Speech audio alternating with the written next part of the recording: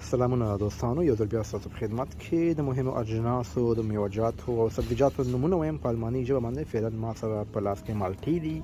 مالټو ته په الماني ژبه شوی باندې چې څه په what is this? Das ist orange, die Orangen. او دا ما سره دوستانو دی کیوي چې موږ تاسو ته په انګلیسي کې هم وایي او افغانستان کې هم زیات استفاده کیږي. what is this? Das ist Kiwi, die Kiwi. په الماني ژبه هم دې ته کیوي وایي کیوي. او دا مثلا الوګان دي زموږ ستاسو د وطن کې هم ډېر مشهور دي الوګان. what is this? Das ist Kartoffel, die Kartoffeln. Die Kartoffeln الوګان. دوستانو دا مثلا جوار دي. جوار ته په الماني ژبه چوي راځي چې زکو what is this? Das ist Mais. مثلا مش پیاز دي. موږ تاسو مش پیاز وایو کنه. پیاز ته سیبلن وایي خو مش پیاز څه چوي راځي چې زکو what is